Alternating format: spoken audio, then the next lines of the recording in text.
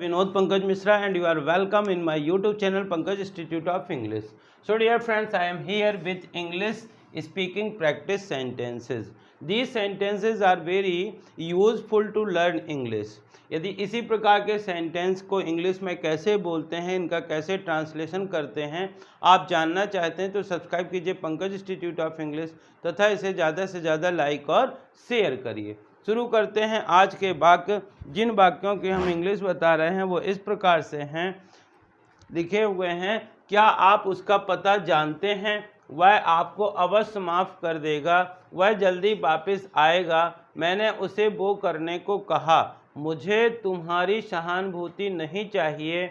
आप इसे छोड़ दो। आप इसे बार बार क्यों दोहराते हो? वह स्कूल पैदल जाता है। मैं सामान्यतः बस से जाता हूँ। मैं चाय से ज़्यादा दूध को महत्व देता हूँ। वह आश्चर्यचकित हुआ कि ये क्या हुआ? मुझ पर छोड़ दो। मैं ये सब स्वयं करना चाहता हूँ और जन्म से मैं यहाँ रहता हूँ। तो इसी प्रकार के सेंटेंस यूज करते हैं। तो फर्स्ट से शुरू करते हैं। जैसे पहले लिखा हुआ है क्या आप उसका पता जानते हैं? यदि आप किसी का एड्रेस नहीं जानते हैं और आपको कहीं पे जाना होता है तो जनरली आप दूसरों से पूछते हैं, तो इसको बोलेंगे डू यू नो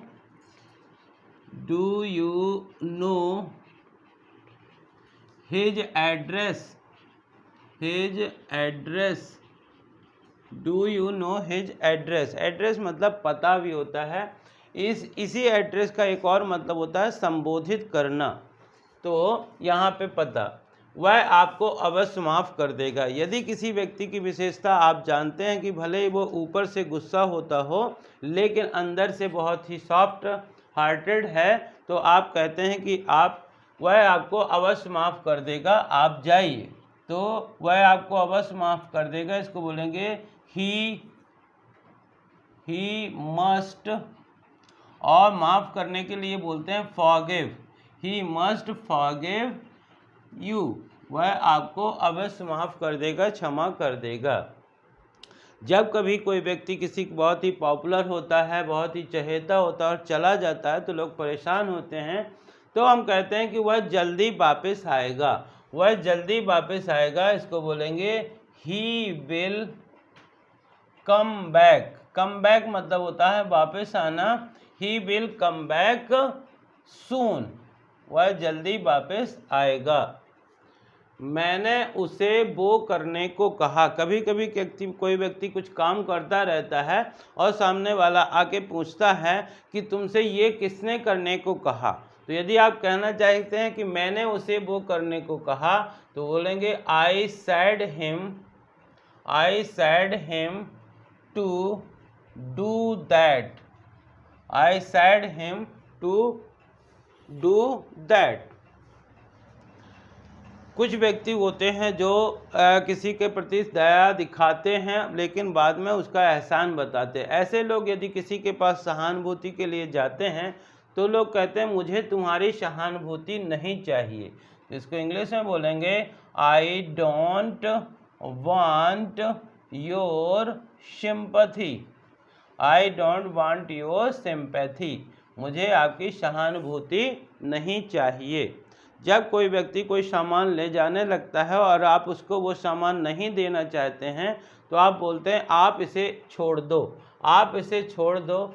इंग्लिश में बोलेंगे यू लीव इट। आप इसे छोड़ दो।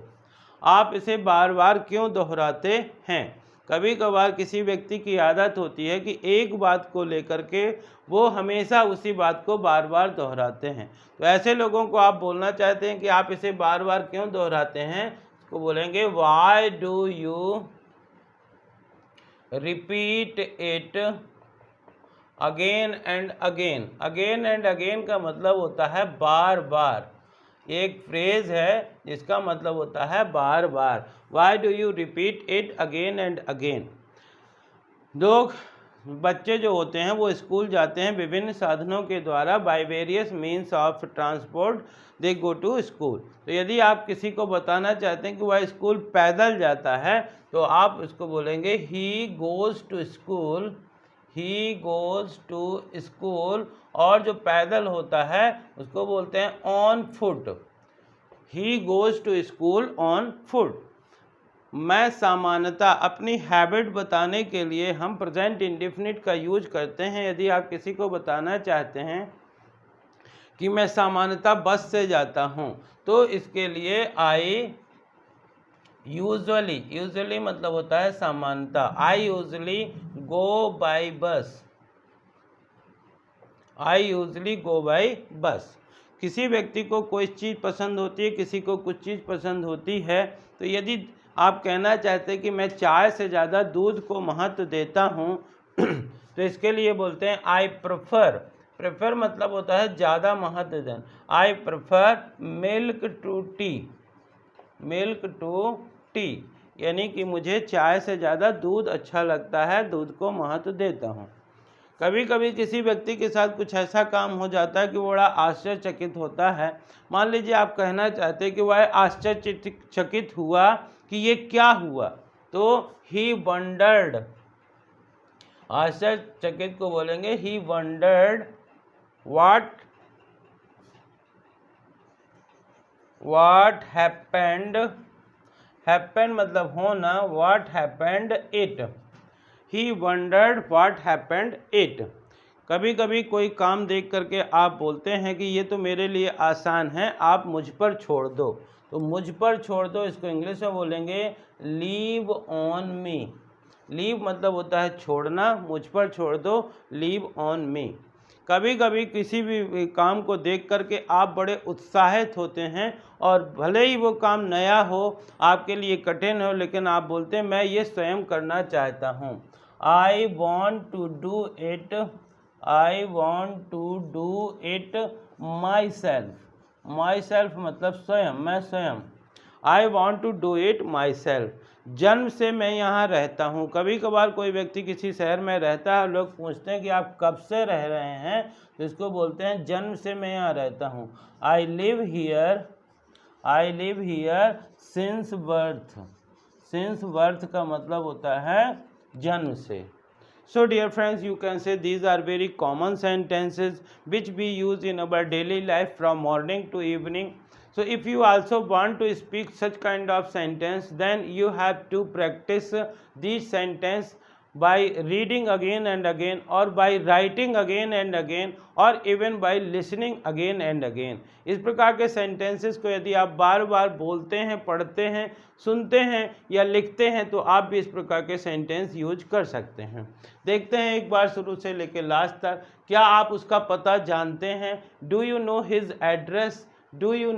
एड्रेस? वह आपको अवश्य माफ़ कर देगा। He must forgive you. वह जल्दी वापस आएगा। He will come back soon. मैंने उसे वो करने को कहा। I said him to do that. मुझे तुम्हारी सहानुभूति नहीं चाहिए। I don't want your sympathy. आप इसे छोड़ दो। You leave it. आप इसे बार बार क्यों दोहराते हैं? Why do you repeat it again and again? वह स्कूल पैदल जाता है। He goes to school on foot. मैं सामान्यतः बस से जाता हूँ। I usually go by bus. मैं चाय से ज़्यादा दूध को महत्व देता हूँ। I prefer milk to tea. वह आश्चर्यचकित हुआ कि ये क्या हुआ। He wondered what happened it. मुझ पर छोड़ दो। Leave on me. मैं ये स्वयं करना चाहता हूँ। I want to do it myself. मैं जन्म से यहाँ रहता हूँ। I live here since birth. So dear friends, you can also speak English with the help of this sentence. I hope कि आपको इस प्रकार के सेंटेंस पसंद आए होंगे। यदि पसंद आए हों तो इन्हें ज़्यादा से ज़्यादा लाइक करिए, शेयर करिए, और यदि आप चैनल के लिए नए हैं तो प्लीज़ इसे सब्सक्राइब करिए, बेल आइकॉन को प्रेस करिए, ताकि इस प्रकार के वीडियो जब भी अपलोड हों तो इनका नोटिफिकेशन आप तक पहुँच सके। Thank you for watching.